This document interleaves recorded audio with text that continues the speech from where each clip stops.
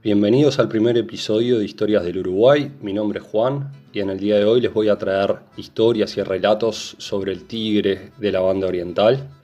En primer lugar, aclararles que no soy un experto en el tema y aunque he puesto muchas horas y días en la investigación de estas historias, es posible que hayan detalles que se me vayan o que no sean completamente correctos, pero lo más importante y lo que realmente espero es que puedan disfrutar como lo hago yo de estas historias y estos relatos del tigre en el territorio uruguayo.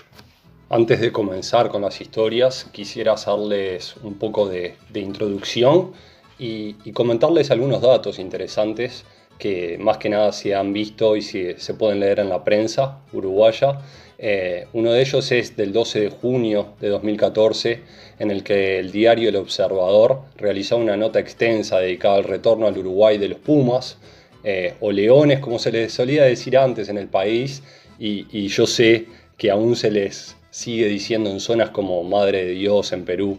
En este artículo se indicaba que muy distinto es el caso del jaguar o tigre americano, ya extinto en Uruguay desde finales del siglo XIX, el cual es un depredador mucho mayor y peligroso para los humanos que lo que es el león o el puma.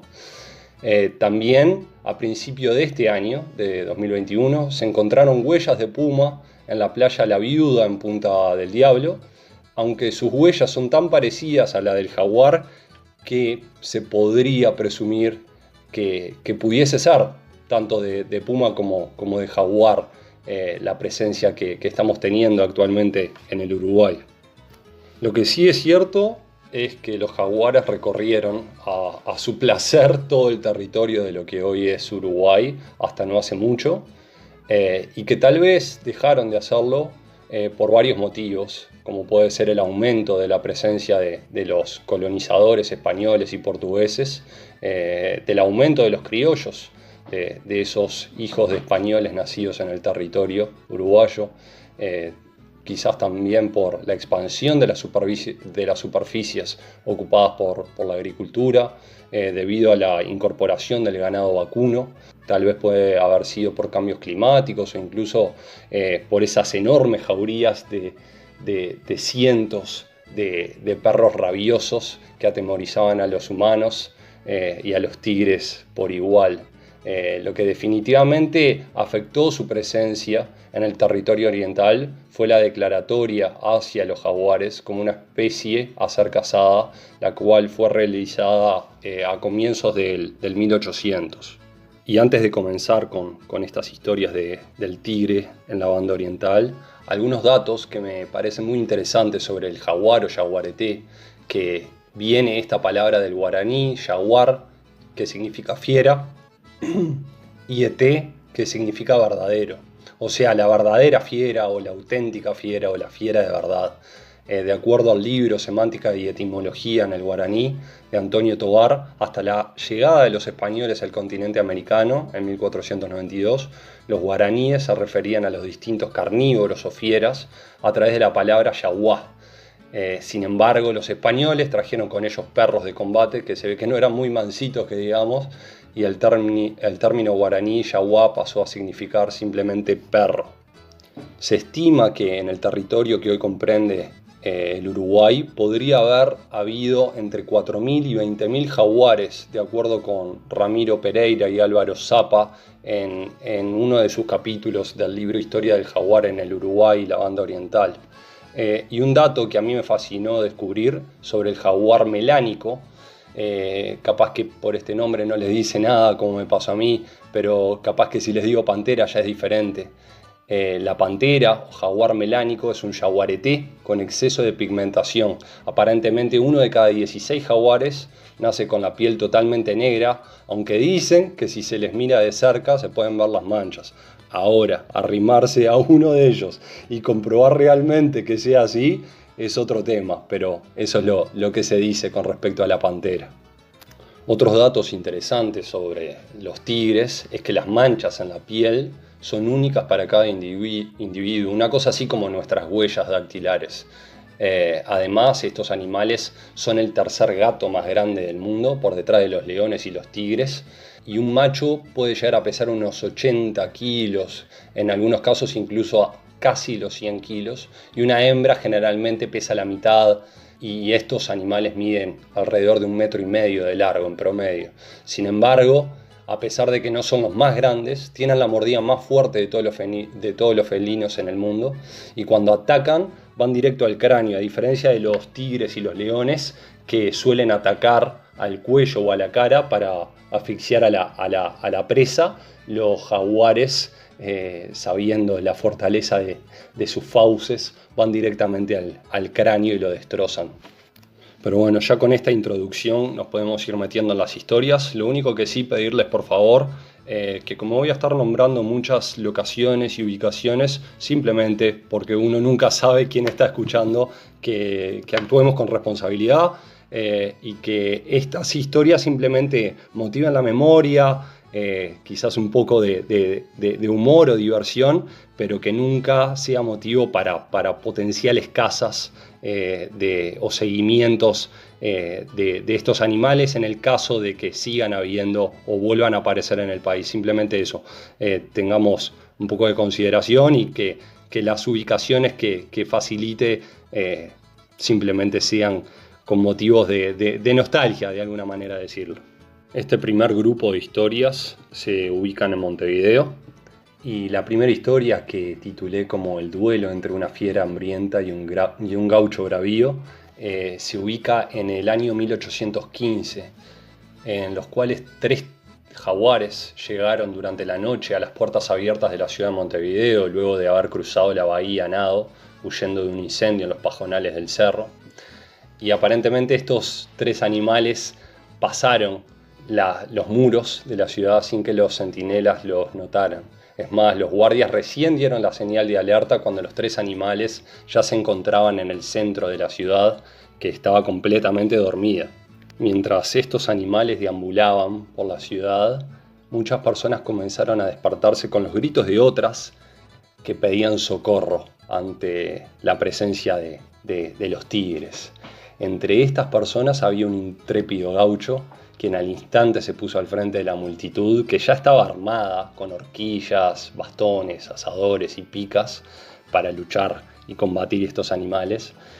El gaucho se dirigió hacia el punto en que se suponía se habían refugiado los feroces felinos. Había crecido por todas partes el terror por las exageraciones de la multitud, y la gran mayoría de la gente se encontraba encerrada en sus casas. Como era de esperar, la histeria se había apoderado completamente de la población, y ya los rumores se agrandaban, pasando de boca en boca. Algunos decían haber visto pasar a media docena de tigres, que llevaban en su boca ya pedazos ensangrentados de cadáveres, y otros incluso habían contado hasta una docena de animales que estaban trepando por los muros.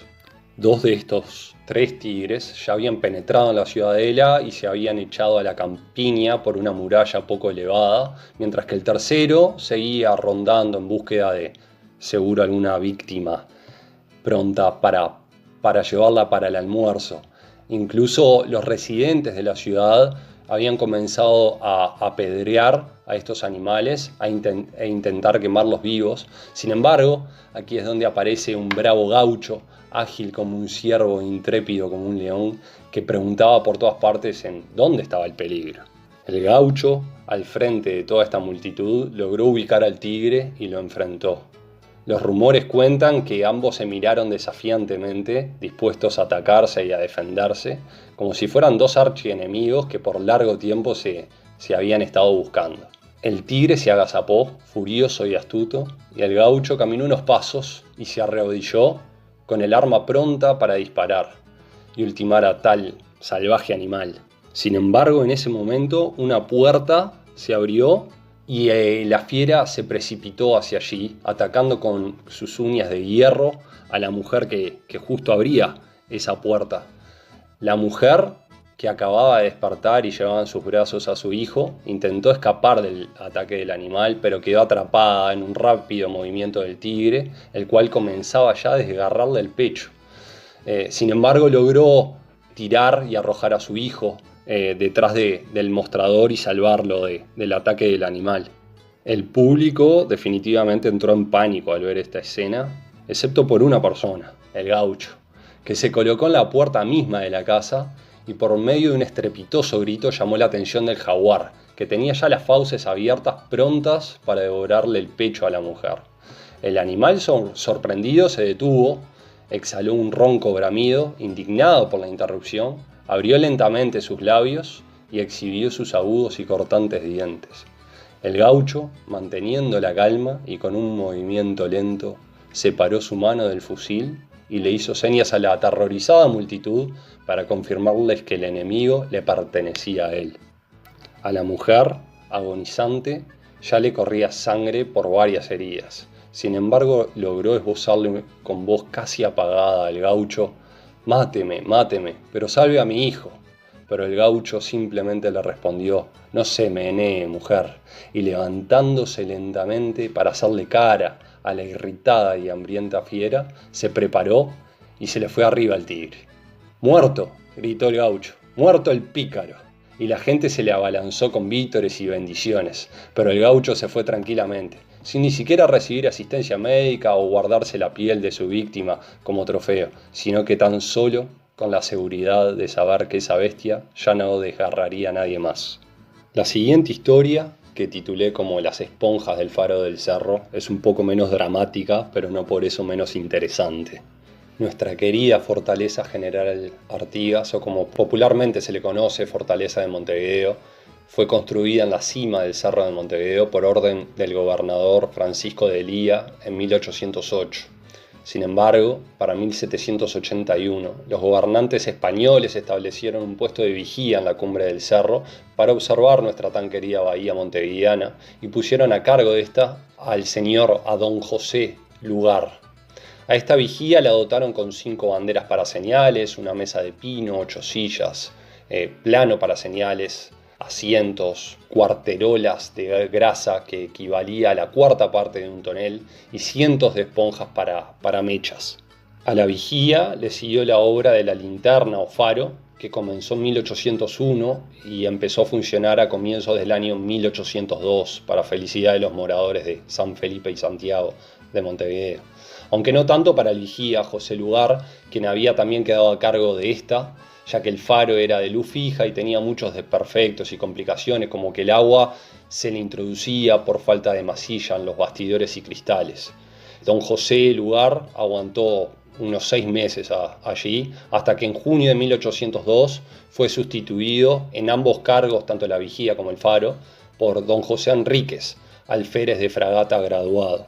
Para José Enríquez tampoco fue fácil la tarea, ya que el agua y el viento seguían haciendo de las suyas en el faro y las provisiones tampoco eran sencillas de conseguir. Por ejemplo, la grasa para el alumbrado, que se acababa con frecuencia, la proveía el saladero de Maciel en el paso del Molino, y el arroyo de Cuello dificultaba el paso. El arroyo del Cuello es a lo que quizás hoy muchos conocemos como el arroyo pantanoso. Mucho, pero mucho peor era el caso de la falta de esponjas para mechas, ya que había que irlas a buscar por los campos, desde el cerro hasta los pajonales de la boca del río Santa Lucía, siempre con mucho temor a los tigres del lugar, de cuyas garras ellos siempre imploraban: Dios nos libre. Es interesante este relato porque la presencia de estos animales en la zona de la desembocadura del río Santa Lucía ya la anunciaba el doctor inglés William Toller en 1715,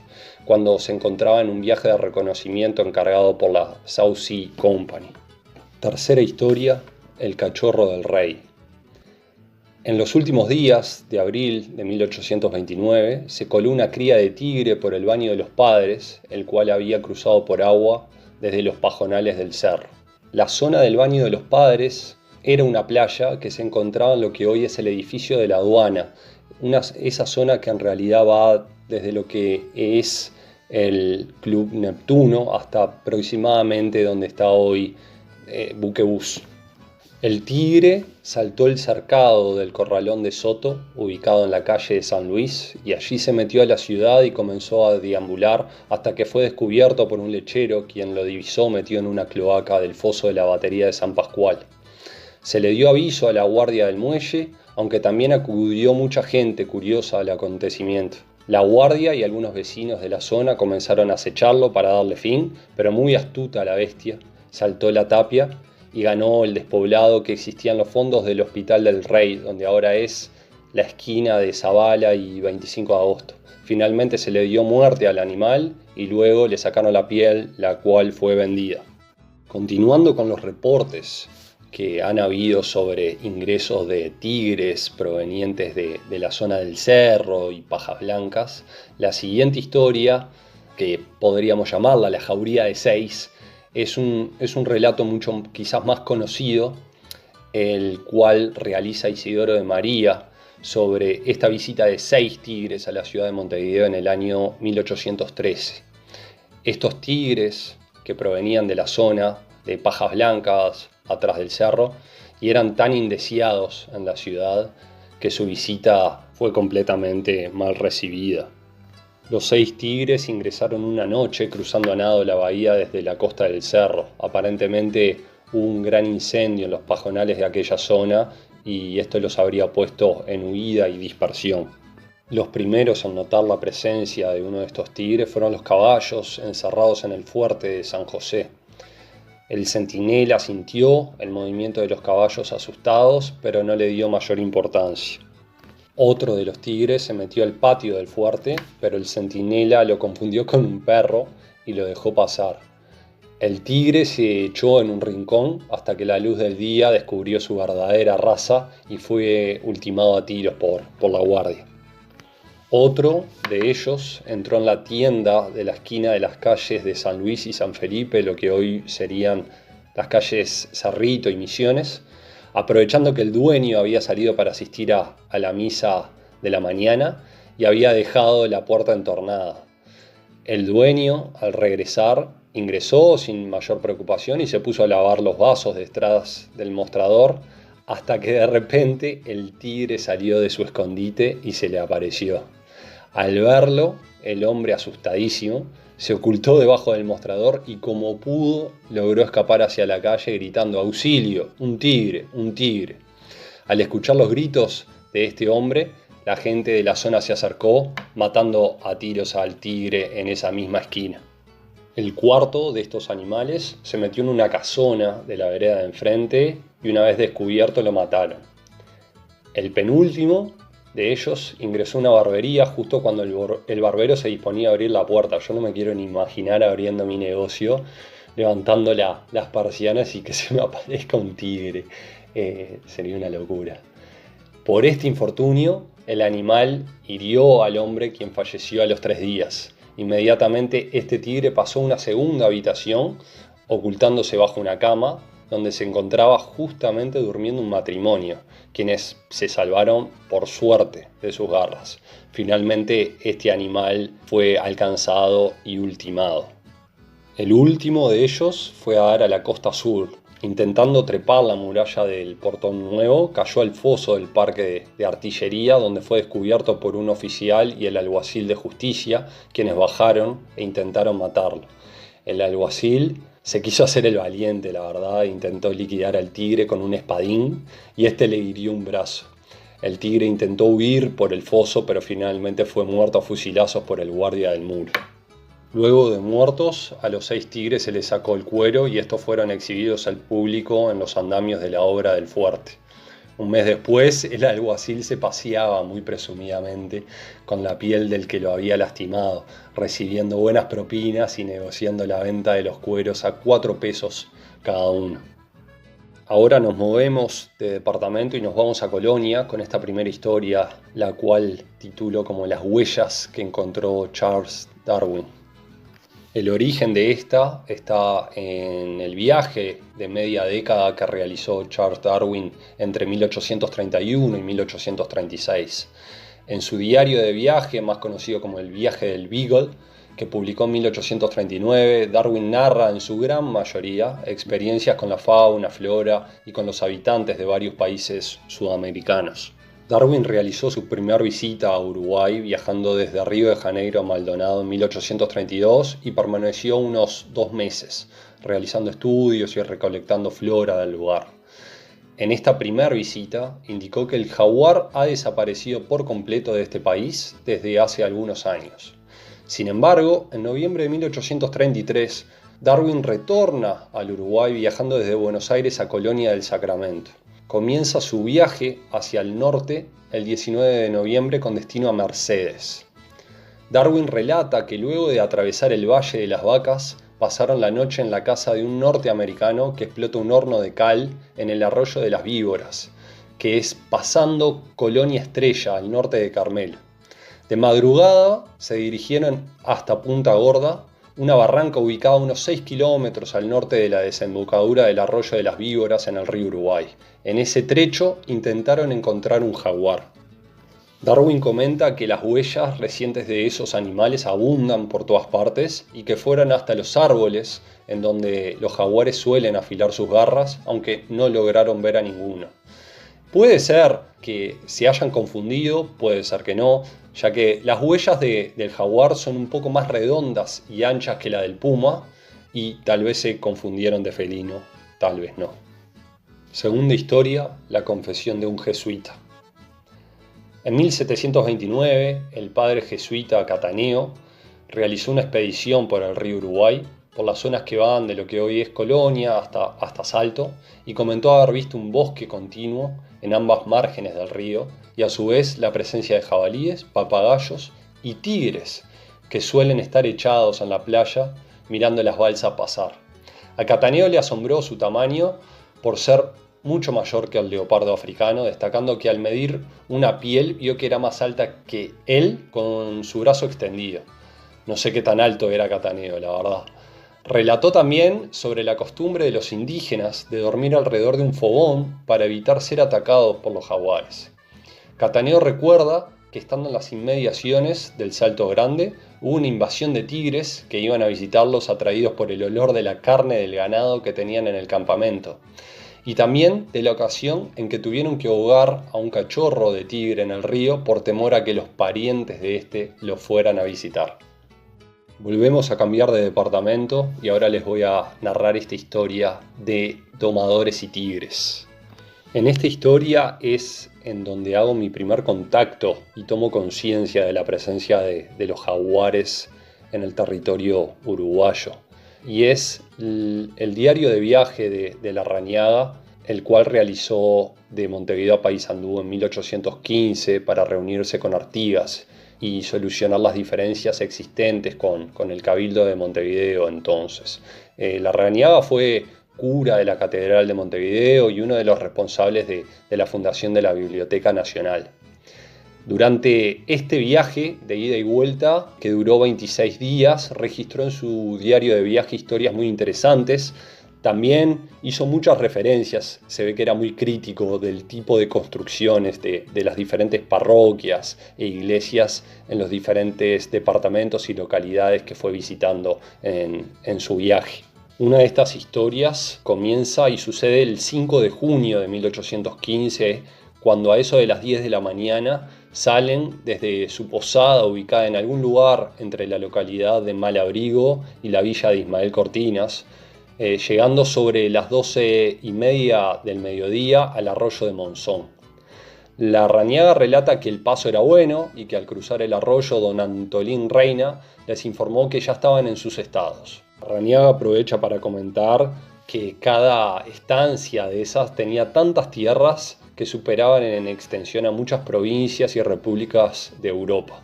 El grupo con el que viajaba Larrañaga hizo una parada en este lugar por unos minutos para cambiar las mulas y caballos y siguieron viaje sobre la 1 de la tarde.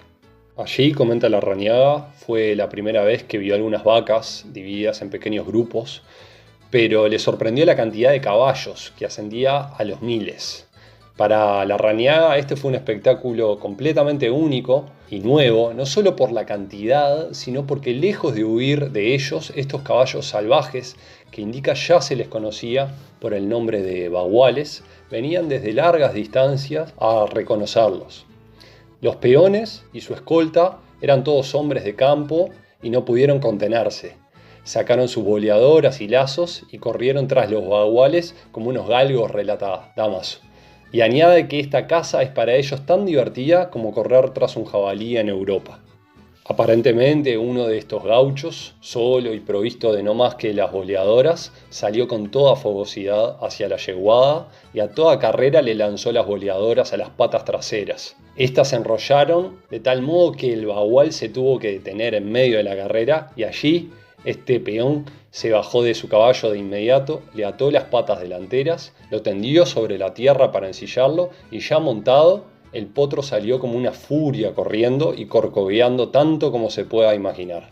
Así dice, se divertían y hacían que transcurrieran más rápido las horas de sus largas jornadas de viaje. Y aquí es donde ingresa el tigre, ya que agrega a la rañada que las fieras más terribles como el jabalí, los leones y el tigre mismo se rendían al lazo y las boleadoras de nuestros paisanos, que por este motivo eran tan comunes sus pieles en el mercado. Volvemos a cambiar de departamento, vamos a Rocha y comenzamos con el temor de la guarnición. El historiador Horacio Arredondo, en la revista Amigos de la Arqueología, publicada en 1955, cuenta que en el fuerte de San Miguel ululaban los tigres de manera terrible. Cuenta que durante más de 30 años la guarnición del fuerte estuvo materialmente sitiada por estos temibles representantes del reino animal. Nadie podía alejarse a más de un par de cuadras de la muralla ni durante el día. Era tan peligroso alejarse de la guarnición y tal el temor y efecto en la moral de los soldados que el comandante tuvo que pedirle al virrey del Río de la Plata autorización para suspender las rondas nocturnas porque todos los meses había pérdida de vidas humanas, las cuales llegaron a ser numerosas a lo largo del tiempo. Cuando se inició la restauración del fuerte y se comenzaron a retirar los escombros del pozo de agua, ya estamos hablando en tiempos más modernos, apareció un cráneo de tigre. Y ahí es cuando comienzan las suposiciones, ya que tal vez fuese arrojado allí o cayó y se ahogó al intentar aproximarse para encontrar agua. Lo que sí es claro es que los jaguares eran residentes permanentes de la zona. Para la siguiente historia, a la casa del centinela, nos movemos unos kilómetros, pero continuamos con relatos que hace Horacio Arredondo, quien redescubriera la fortaleza de Santa Teresa, quien nos cuenta que también allí en Santa Teresa abundaban de forma extraordinaria felinos feroces como los pumas y que en el camino de ronda, el espacio que hay entre ambos muros de la fortaleza, se podía notar de forma evidente la enorme cantidad de tigres existentes. Aparentemente era tal su presencia y ferocidad que obligaron a suspender también las rondas nocturnas por este veredón, ya que cada tanto, y aunque los soldados del rey iban armados y estaban prevenidos y preparados, los tigres hambrientos saltaban inesperadamente en la oscuridad de la noche y huían hacia el monte con un soldado entre las fauces. Y es tal vez esta preocupación, temor o realidad del momento que haya generado la próxima historia, que se comenta como una leyenda, pero que tal vez no lo sea, sino que tal vez simplemente sea una historia que realmente pasó. Y para esta historia tenemos que ir a la Cueva del Tigre, ubicada entre el Parque Nacional San Miguel y la Villa 18 de Julio en Rocha, ya que se dice que allí hasta el día de hoy se pueden encontrar muchas marcas de garras de jaguares en las piedras. La leyenda cuenta que un esclavo aceptó el desafío de matar al tigre que vivía en esta cueva a cambio de su libertad y para tal motivo simplemente utilizó un facón y un poncho envuelto en su brazo a modo de protección. Realmente no me puedo imaginar tener que luchar contra un jaguar simplemente con un facón, por más largo que sea, y con un poncho envuelto en mi brazo. Por eso que tal vez simplemente sea una leyenda.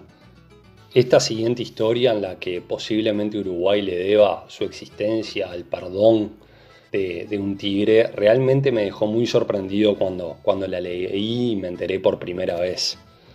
El coronel Ramón de Cáceres, soldado del ejército artiguista, relata en sus reseñas históricas y memorias escritas en 1850 algo que sucedió en 1818.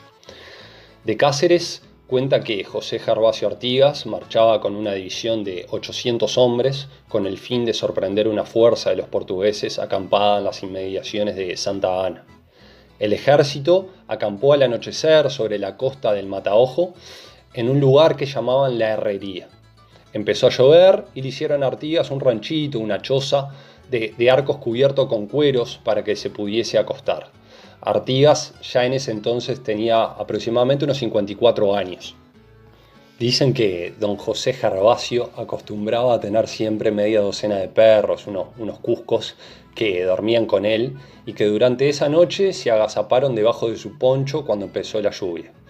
Artigas ya estaba en pleno sueño, me imagino que ideando sus próximas batallas, cuando sintió que le olfateaban los pies varias veces. Creyó que era un zorro e intentó espantarlo haciendo un movimiento con el pie. Sin embargo, al poco rato sintió un enorme peso sobre su cuerpo y un fuerte olfateo sobre sus costados. Entonces, ya un poco molesto con este olfateo constante, se destapó, sacó la cabeza del poncho y en ese momento vio que lo que tenía encima no era un zorro, sino un tigre. De Cáceres dice que se incorporó de golpe y echó al tigre con rancho y todo. Al grito de Artigas se levantaron todos los que estaban a su alrededor y el tigre huyó inmediatamente hacia el monte, por supuesto llevándose con él un trofeo para compartir, me imagino, con los otros tigres. Y este trofeo había sido uno de los cuscos de Artigas. Acá la pregunta que es impresionante es ¿qué hubiese pasado si se hubiese comido al prócer del pueblo oriental y no al cusquito?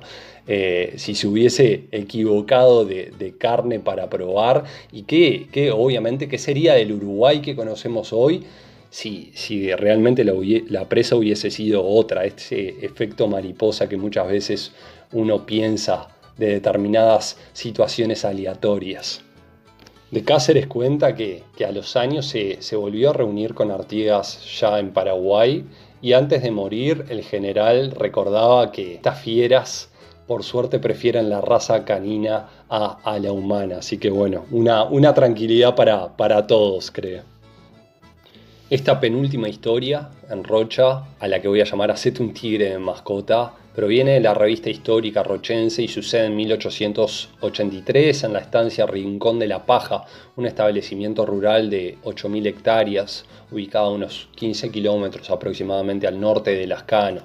El dueño de estos campos era don José María Moreira, quien disfrutaba de la caza de tigres en sus amplias extensiones de tierra.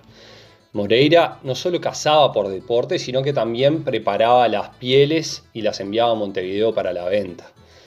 Cuando Moreira le daba muerte a una hembra con crías, solía llevarse a estos pequeños jaguares para criarlos en su estancia. Y así es como sucede esta historia, ya que llegó a tener una hembra que había crecido en su estancia, la cual andaba suelta por la casa y jugaba con todo lo que encontraba a su paso, tal fuera una mascota. Un día, la esposa de Moreira dejó a su beba de tan solo unos meses durmiendo en su cuarto y se fue a la cocina a preparar el almuerzo de todo el personal, pero olvidó cerrar la puerta. En determinado momento, la bebé comenzó a llorar con mucha intensidad y la esposa de Moreira corrió hasta la habitación para ver qué era lo que le estaba sucediendo. Y en el instante en el que entró, se topó con la imagen de la tigresa lamiéndole la cara a la bebé de pocos meses. Aparentemente la aspereza de la lengua del tigre le había ocasionado una herida en la cara a la beba, y de la misma ya salía sangre que la tigresa continuaba lamiendo.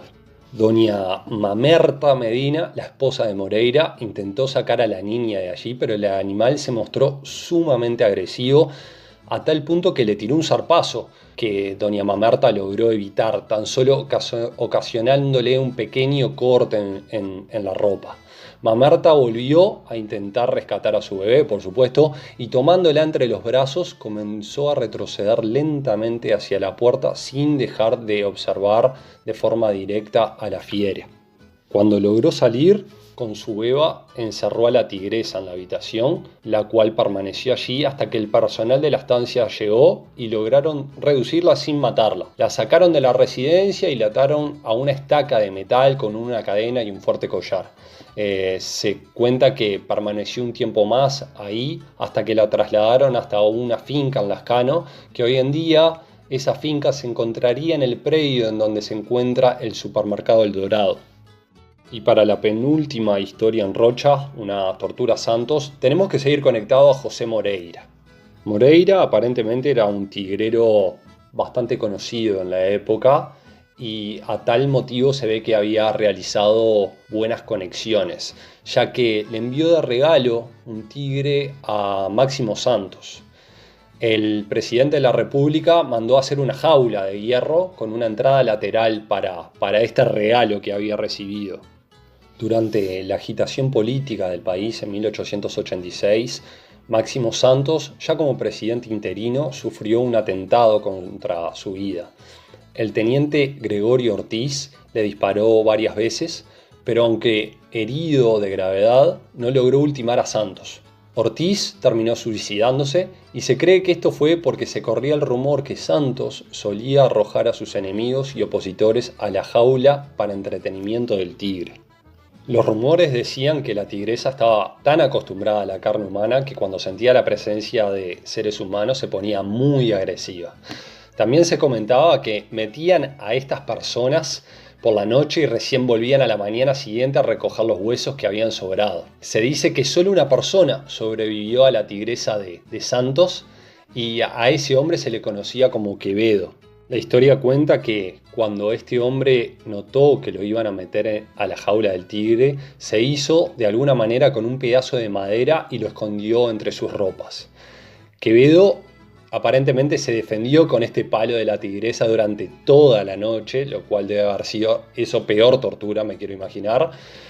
Y cuando los colaboradores de Santos llegaron a la mañana siguiente, se sorprendieron al ver a Quevedo vivo sentado en una esquina de la jaula y a la tigresa un poco indiferente y un poco ofendida en la esquina opuesta de la jaula. En recompensa a su valor, Máximo Santos ordenó ponerlo en libertad. Y la última historia que tengo de Rocha es sobre la primera referencia que hay del tigre en el territorio que hoy conocemos como territorio uruguayo. El sábado 14 de octubre de 1531, el explorador portugués Pero Lopes de Sousa hace esta primera referencia del jaguar en el territorio uruguayo. En su diario de viaje menciona haber visto 2 jaguares en la zona del Cabo de Santa María, en lo que es La Paloma hoy. López de Sousa menciona que la tierra de la zona es muy fértil, hay muchos arroyos y muchas hierbas y flores como las de Portugal. También indica que denominó a las islas de la zona con el nombre de Das Onzas, en mención a los jaguares que viven en la zona. Y volvemos a cambiar de departamento ahora para hablar de El Matatigre en Cerro Largo. Se cuenta que en el año 1835, sobre la margen del lago Merín, de la laguna Merín, se hallaba el Rincón del Tacuarí. Este establecimiento de unas 36.200 hectáreas, que es más o menos el mismo tamaño que las Islas Vírgenes de los Estados Unidos, tenía un valor de $1.000.000 para ese entonces, y ese vasto territorio contaba con más de 200.000 animales entre vacas y ovejas, aunque también los tigres eran muy abundantes. En esta zona del Tacuarí había un popular tigrero conocido como Yuca Tigre, que yuca significa matar en guaraní, aunque su verdadero nombre era Serafín de Castilhos, un brasileño nacido en São Gabriel, quien durante su adolescencia también se dedicó junto con otros bandidos al atraco de viajeros desprevenidos y de estancias en la zona del Rincón de Ramírez, en la margen derecha del río Tacuarí. Se cuenta que el dueño de los campos del Rincón del Tacuarí le entregó el trabajo de la caza de estos felinos a Yuca Tigre, quien en el correr de un año mató 105 fieras, cobrando 3 pesos por cabeza. Y usando valores al día de hoy, 2021, Yo calculé que el dueño de estos campos le habría pagado algo así como unos $43.000, unos 35.000 euros por matar y liquidar a estos 105 tigres. También, buscando información, vi que los tigres era el animal que más se pagaba por su caza, prácticamente el doble de lo que se pagaba por una cabeza de jaguar que por una cabeza de puma. Y hacemos un último cambio de departamento y nos vamos a Canelones para hablar del tigre y los 40 gauchos. En 1808, el viajero francés Julien Millet comenta que en la ciudad de Canelones, el Canelón, decía en francés, existe el comercio de diversos artículos, pero considera como el más importante el de pieles de tigre, que se encuentran en los alrededores y son de la mejor calidad. Generalmente el acopio de estas pieles en aquella época se realizaba en estancias y pulperías y eran tanto peones como indios los que las llevaban para su comercio. Millet incluso describe cómo se realizaba la caza de los tigres y menciona que era perfectamente organizada. Participaban más de 40 gauchos, quienes iban aprovisionados con lazos, boleadoras, lanzas y facones. También en 1810 hay un registro de un barco que zarpó de Montevideo a La Coruña con un cargamento que incluía 10 pieles de tigre, y en 1833 se encuentra un anuncio publicado en un diario de Montevideo donde se ofrecía para la venta un cachorro de tigre de 5 meses. Y ya para casi ir terminando, me parece interesante comentarles los últimos relatos que se saben sobre la presencia más reciente del jaguar en el Uruguay. Como les mencionaba al principio de este episodio, por mucho tiempo se creyó que el jaguar estaba completamente extinto y es más, por mucho tiempo también se pensó que el último registro de un tigre en el territorio uruguayo fue el de 1901. Ese año, los vecinos de un pescador del paraje La Formosa, ubicado a 5 kilómetros de la localidad de La Lata, en el extremo norte de Cerro Largo, casi en la frontera con Brasil, comenta que salieron a buscarlo luego de notar que pasaban las horas y el pescador no regresaba. Al llegar a la zona donde se creía podía estar este pescador, se encontraron con la escena muy poco agradable de un tigre comiéndose al hombre. En ese momento, instintivamente decidieron darle muerte al animal. Luego de este evento, que sí quedó registrado en la historia, hubo algunas menciones de avistamientos de jaguares hasta comienzos prácticamente de la Primera Guerra Mundial en las cercanías de la localidad de General Enrique Martínez, más conocida como La Charqueada en 33. Sin embargo, realizando la investigación para este episodio, me encantó descubrir que el diario El País publicó en 2010 una nota contando el encuentro de un hombre con este animal en la zona de Cebollatí, en Rocha. Un tigre americano apareció en los campos ubicados sobre la laguna Merín y se le atribuyó la muerte de hasta medio centenar de corderos y ovejas.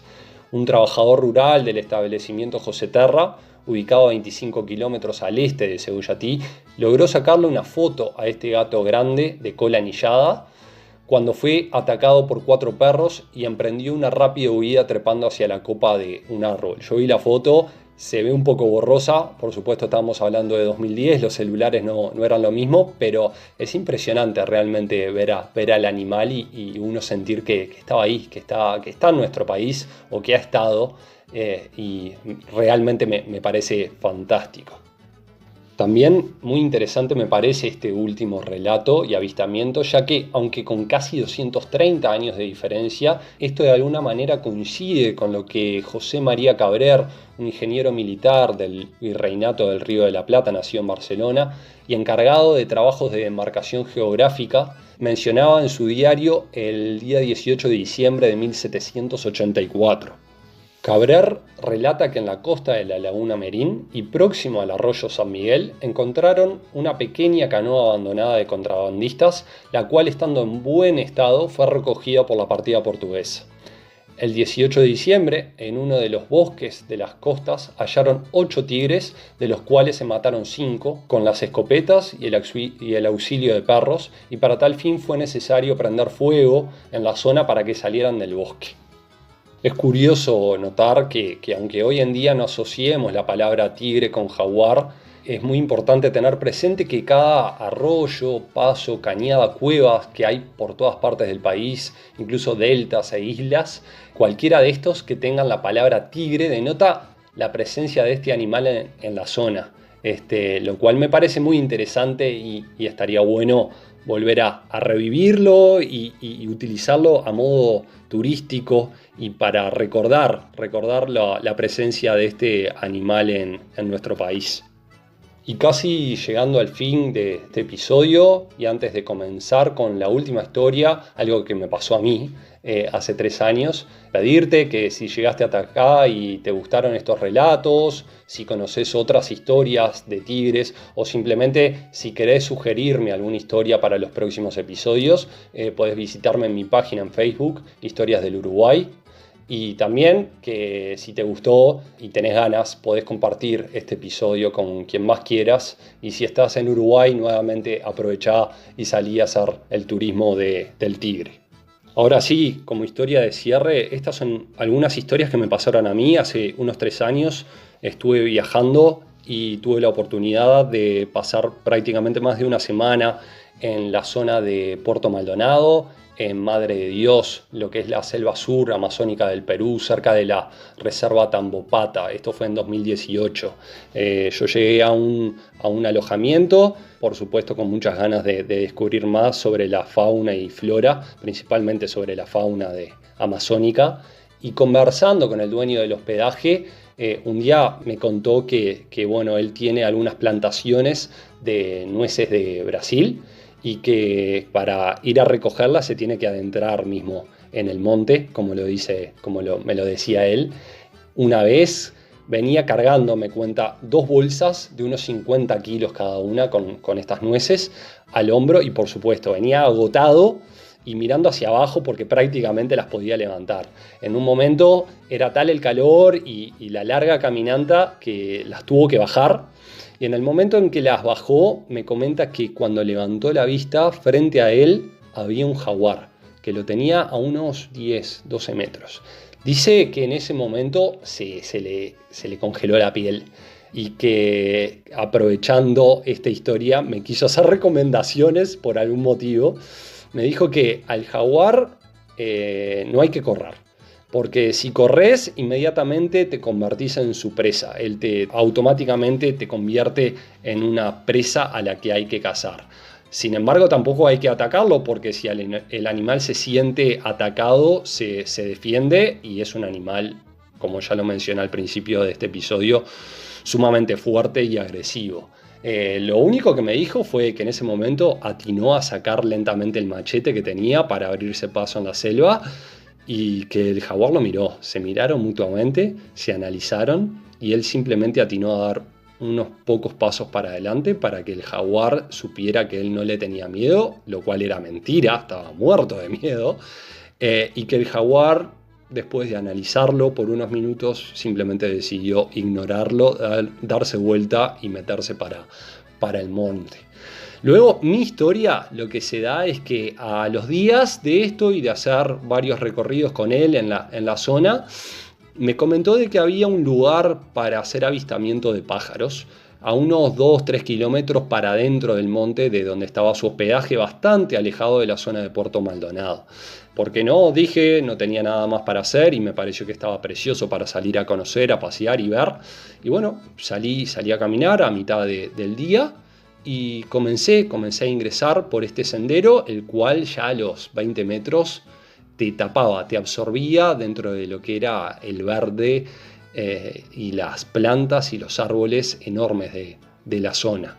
Comencé a caminar mirando plantas, viendo una pequeña plantación que era de bananas, creo que al principio, pero ya a los 200-300 metros, simplemente siguiendo el camino, tenía que cruzar un breve, digamos que un pequeño puentecito.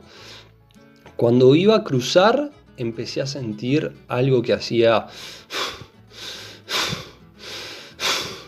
En ese momento realmente me asusté muchísimo, por decirlo de una manera, y no sabía qué hacer. Recordando que el dueño del hospedaje me había dicho que no corriera, y no sé por qué quise asociar que era una vaca.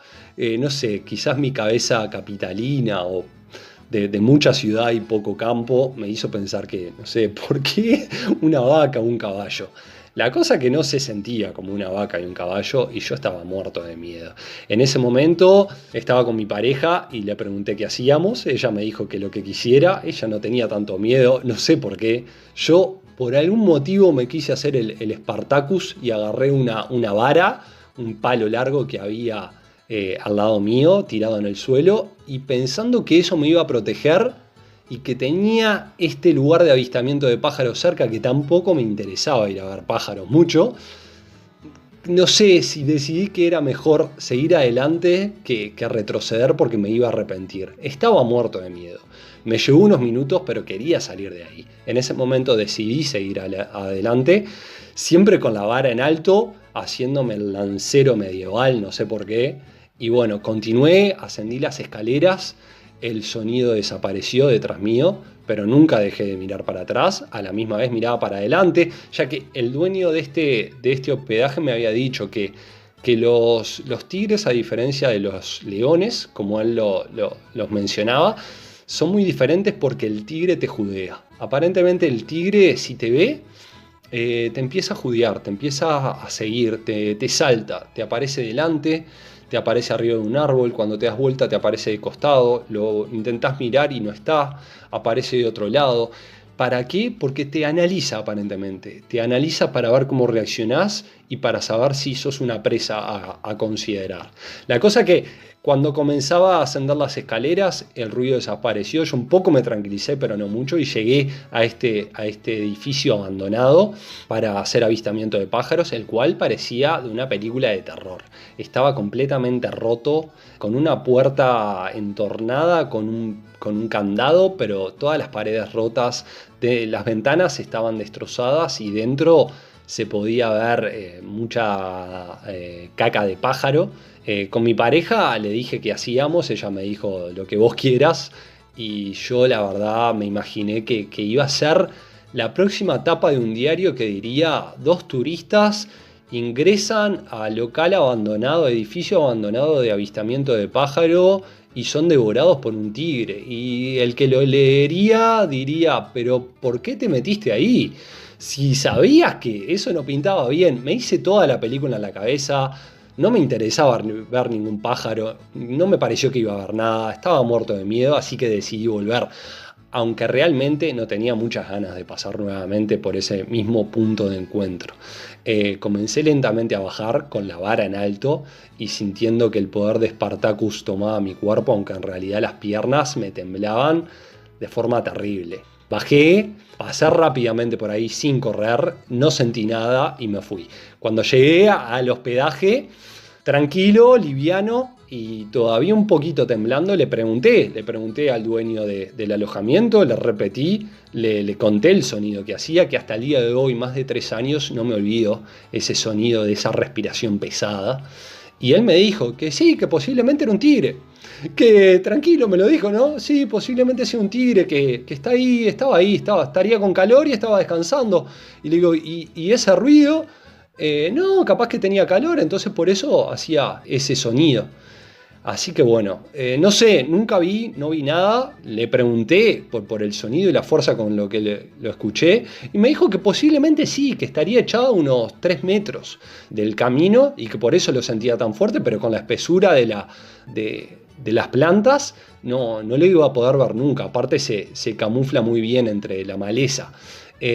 Así que bueno, nunca sabré si de verdad estuve a 2-3 metros de un jaguar o no. Yo lo que sí sé es que me morí de miedo, aunque este miedo, no sé por qué, igual no me impidió que al día siguiente ingresara en otro terreno, unos 3 kilómetros de allí, en donde me habían comentado que unos neozelandeses habían visto y habían seguido a una cría de tigre, el cual me mostraron en un video, lo habían seguido, y cuando se le acercaron ellos dos, Era impresionante, salió prácticamente que volando de una hendidura de un árbol.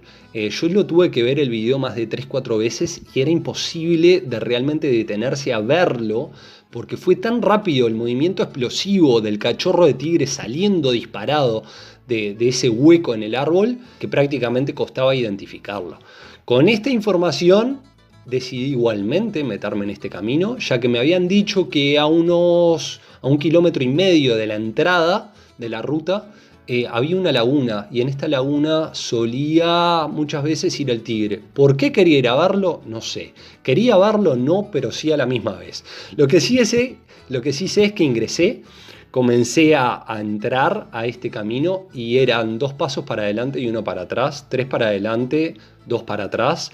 Y así fui. Miraba para atrás ya a los 20 metros y no veía ni siquiera la ruta. Sabía que si algo me pasaba ahí, nadie se iba a enterar. Iba a ser simplemente un pequeño almuerzo para una de estas fieras. Pero decidí igualmente seguir. No sé por qué, seguía caminando. Me llevó más de 1 hora hacer este 1,5 kilómetros hasta la laguna por el temor que tenía. Los ruidos eran de todo tipo y color. Mis sentidos volaban entre olores, fragancias, ruidos, todo, absolutamente todo. Lo que veía era muy limitado porque veía verde, pero estoy seguro que a mí me veían muchos animales. Continué hasta la laguna, a este laguito, y no encontré nada, más que algunas pisadas, algunas huellas. Seguí caminando hasta que salí hasta a otra ruta, un pequeño camino, y ahí decidí que tenía que volver por el mismo camino, ya que no sabía cómo volver de otra manera. No tenía muchas ganas y tenía mucho miedo, pero emprendí la vuelta un poquito más rápido esta vez, ya que no había mucho que descubrir. Ya para todo esto iban unas 2 horas de caminata. La cosa es que cuando pegué la vuelta, nunca vi ningún tigre. Lo que sí encontré una marca larga que parecía la huella de algo más grueso que una moto. Lo único que era todo liso y a la misma vez se metía para el monte, se metía para adentro de los arbustos. Tenía determinada impresión de lo que podía hacer, pero preferí volver a hablar con el dueño de este hospedaje y le pregunté al llegar. Él me dijo que lo que posiblemente había visto, con mucha tranquilidad me lo dijo, ¿no? Era la marca de una anaconda, pero que no me preocupara, que era una anaconda chica, de unos 3-4 metros solamente. Cuando me dijo eso, los ojos me quedaron como platos. Y le pregunté si esto es una anaconda chica, ¿qué es una anaconda grande? Y él me dijo que hacía una semana habían visto en la costa, en el borde del río, descansando una anaconda de unos 11-12 metros, que se ve que se había comido un capibara, un carpincho, y estaba ahí tomando sol y descansando. Así que bueno, me quedé tranquilo de haber visto una chiquita no más de 3-4 metros. Y hasta acá llega el primer episodio de Historias del Uruguay. Espero que realmente les haya gustado. Y bueno, nos vemos pronto, nos escuchamos pronto. Y por favor, cualquier comentario que tengan me pueden contactar a través de la página de Facebook. Un saludo y que pasen bien.